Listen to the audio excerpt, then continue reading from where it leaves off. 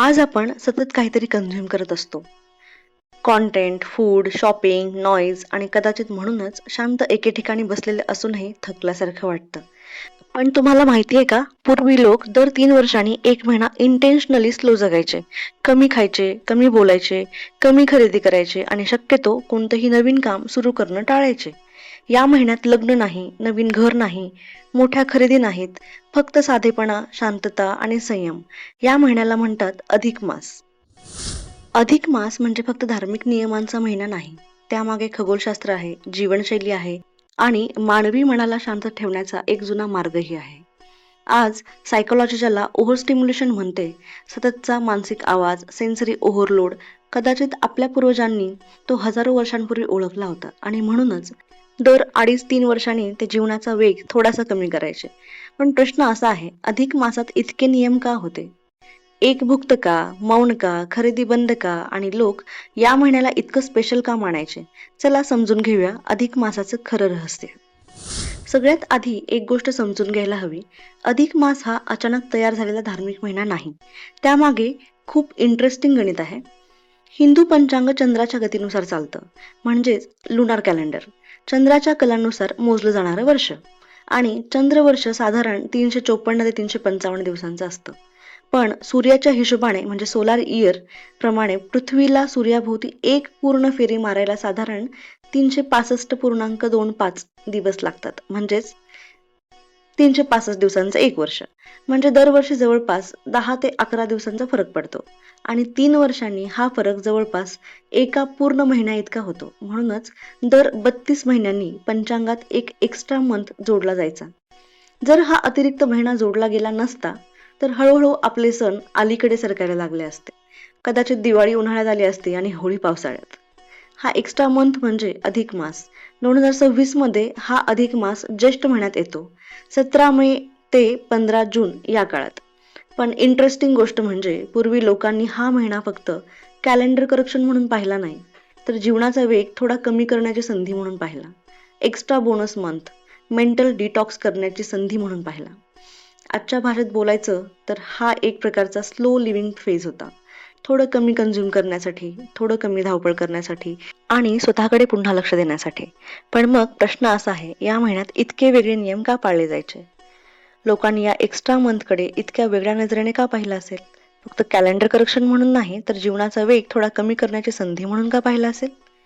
कदाचित अधिक मासात लोकांना फक्त काही गोष्टी टाळायला सांगितल्या नव्हत्या, तर थोडं शांत जगायला सांगितलं होतं. या महिन्याला पुरुषोत्तम मास असंही म्हटलं जायचं आणि हा महिना भगवान विष्णूंना समर्पित मानला जायचा. हिंदू तत्वज्ञानात ब्रह्मा म्हणजे निर्माण, शिव म्हणजे परिवर्तन आणि विष्णू म्हणजे संतुलन, प्रिझर्वेशन म्हणजेच टिकून ठेवणारी शक्ती. कदाचित म्हणूनच या महिन्यात नवीन गोष्टी सुरू करण्यापेक्षा आधीपासून चाललेल्या जीवनाकडे शांतपणे पाहण्यावर जास्त भर दिला गेला.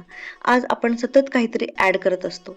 नवीन वस्तू, नवीन गोल्स, नवीन डिस्ट्रॅक्शन्स, नवीन नॉईज. पण पूर्वी लोक काही काळासाठी उलट करायचे. थोडं कमी खायचे, थोडं कमी बोलायचे, थोडं कमी खर्च करायचे आणि थोडं जास्त स्वतःला आतून बदलायचे, स्वतःचं क्लिन्झिंग करायचे. आजच्या भाषेत बोलायचं तर ही एक प्रकारची इंटेन्शनल स्लो डाऊन होतं. Slow living, minimalism, mental reset. त्या काळी त्याला फक्त संयम म्हटलं जायचं आणि कदाचित म्हणूनच अधिक मासात काही वेगळे नियम पाळले जायचे, जे फक्त धार्मिक नव्हते तर जीवनशैलीशीही जोडलेले होते. पहिला नियम आहे, दिवसातून फक्त एकदाच जेवण म्हणजे एकभुक्त. अधिक मासात अनेक लोक दिवसातून फक्त एकदाच जेवायचे. आज फास्टिंग हा शब्द खूप कॉमन झाला आहे, पण पूर्वी उपवासाकडे फक्त धार्मिक गोष्ट म्हणून पाहिलं जात नव्हतं, तर स्वतःवर नियंत्रण ठेवण्याचा एक मार्ग म्हणून पाहिलं जायचं. सतत काहीतरी खाणं, सतत काहीतरी पाहणं, सतत काहीतरी हवं असणं, यातून थोडा ब्रेक घेणं, कदाचित हाच एकभुक्ता मागचा मोठा अर्थ असावा. आणि हो, पचनसंस्थेलाही थोडी विश्रांती मिळत असेल. दुसरा नियम होता सात्विक आहार. या महिन्यात कांदा, लसूण, मांसाहार, मद्य असे पदार्थ टाळले जायचे आणि त्याऐवजी साधा, हलका, सात्विक आहार घेतला जायचा. पूर्वी लोक एक गोष्ट ऑब्झर्व करायचे, शरीर जड असेल तर मनही पटकन शांत राहत नाही आणि जड वाटायचं. म्हणूनच कदाचित या काळात हलकं खाण्यावर भर दिला गेला. आजही आपण नोटीस करतो, काही दिवस सिंपल खाल्लं तर शरीरही हलकं वाटतं आणि मनही. अधिक मासात काही लोक काही वेळ मौन पाळायचे. आजच्या जगात सायलेन्स खूप रेअर झालंय. फोन, नोटिफिकेशन्स, रील्स, सतत कोणीतरी काहीतरी बोलतच असतं. पण पूर्वी लोक इंटेन्शनली शांत बसायचे. कारण कधी-कधी मनाला शांत करण्यासाठी बाहेरचा आवाज कमी करणं गरजेचं असतं. आज सायकॉलॉजी ज्याला ओव्हर स्टिम्युलेशन म्हणते, कदाचित त्यावरचा हा एक जुना उपाय असावा. मौन भोजन. काही ठिकाणी जेवताना न बोलण्याचाही नियम होता. आज आपण बहुतेक वेळा मोबाईल बघत, टीव्ही बघत किंवा घाईत जेवतो. पण पूर्वी लोक अन्नाकडे लक्ष देऊन जेवायचे. शांतपणे, निवांत. आज यालाच माइंडफुल ईटिंग म्हटलं जातं. म्हणजे जे खातोय त्याकडे पूर्ण लक्ष देणं आणि कदाचित म्हणूनच पूर्वी अन्नाला फक्त फूड नाही, तर पूर्ण अनुभव मानलं जायचं. नवीन खरेदी टाळणे. अधिक मासात नवीन घर, नवीन वाहन, दागिने किंवा मोठ्या खरेदी टाळल्या जायच्या. आजच्या काळात हे थोडं स्ट्रेंज वाटू शकतं, पण कदाचित यामागे एक वेगळीच कल्पना होती. आज आपण सतत काहीतरी नवीन घेत असतो. नवीन फोन, नवीन क्लोथ्स.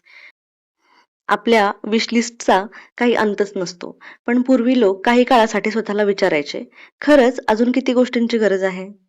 आज मिनिमलिझम ज्याला म्हणतात, कमी गोष्टीत समाधानाने जगणं, कदाचित तेच या नियमाने साध्य होत असावं. आवडत्या गोष्टीचा त्याग. अनेक लोक या महिन्यात एखादी आवडती गोष्ट सोडायचे. कोणी गोड, कोणी चहा, कोणी एखादा खास पदार्थ. हे फक्त खाण्याबद्दल नव्हतं, तर स्वतःच्या सवयींकडे पाहण्याबद्दल होतं. कारण काही गोष्टी आपण नुसतं वापरत नाही, तर आपण त्यांच्यावर डिपेंड व्हायला लागतो. आणि कदाचित म्हणूनच या महिन्यात थोडा त्याग करायला महत्त्व दिलं आहे. ब्रह्ममुहूर्तावर उठणे. अधिक मासात पहाटे लवकर उठण्यालाही खूप महत्त्व होतं.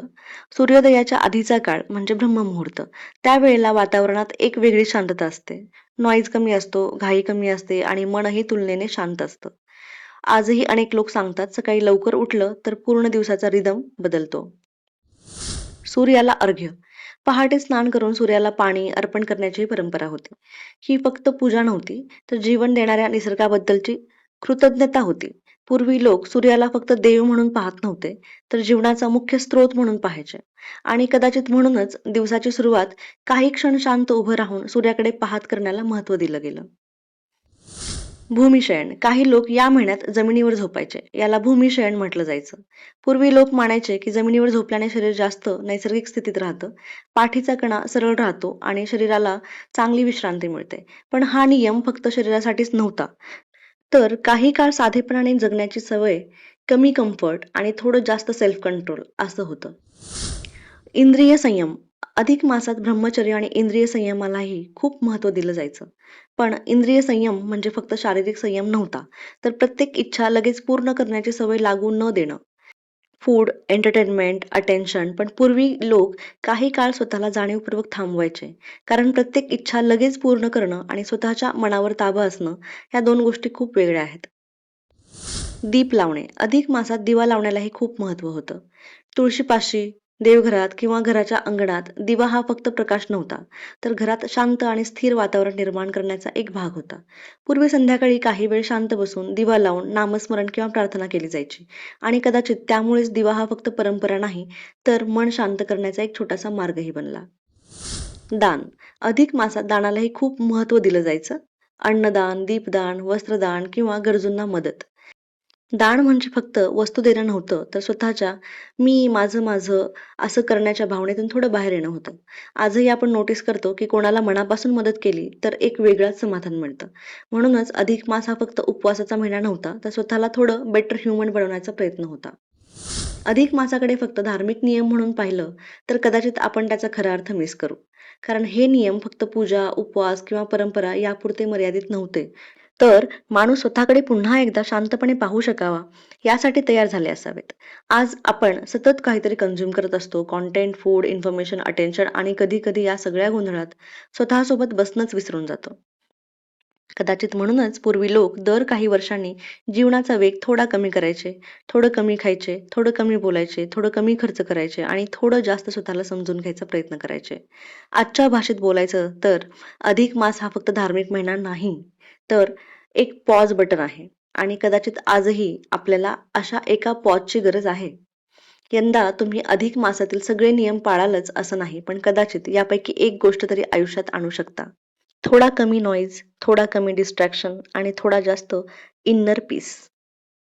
जर अशा प्रकारचं कंटेंट तुम्हाला आवडत असेल, जिथे परंपरा, स्पिरिच्युअलिटी आणि मॉडर्न लाईफ एकत्र समजून घेण्याचा प्रयत्न केला जातो, तर चॅनलला नक्की सबस्क्राईब करा. धन्यवाद.